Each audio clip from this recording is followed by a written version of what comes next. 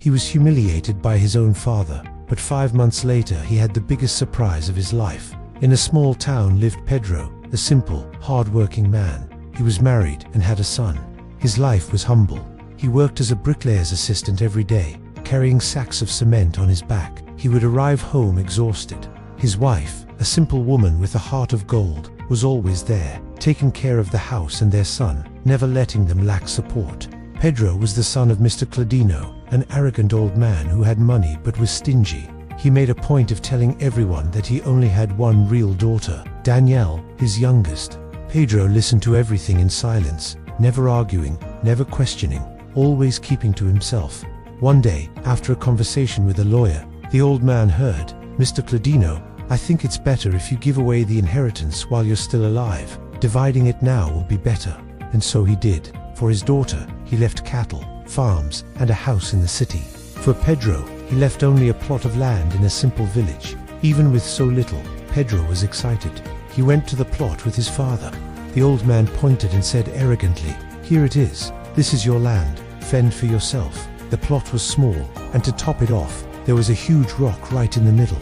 Removing it would cost 3 times the value of the land. Pedro tried, "But father, I can't afford it. How am I going to remove this rock?" The old man replied dryly, "The land is there. If you want, fend for yourself." That afternoon, Pedro lay there, lost in thought. He arrived home dejected and told his wife everything.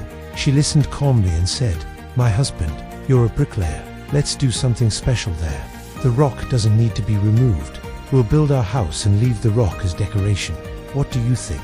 Pedro agreed, and so he did. He worked every day, taking care of the house and building it.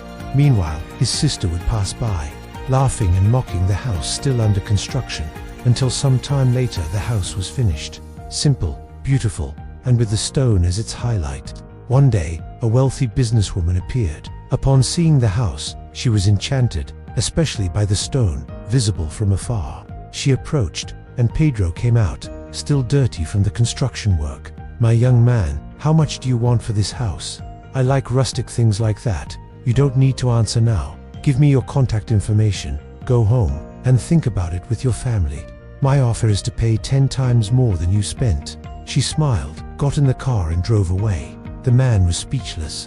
Before he even got home, before he could speak, his wife said, "My love, I didn't tell you, but last night I dreamt that a woman appeared who was interested in the house, and God told me to sell it.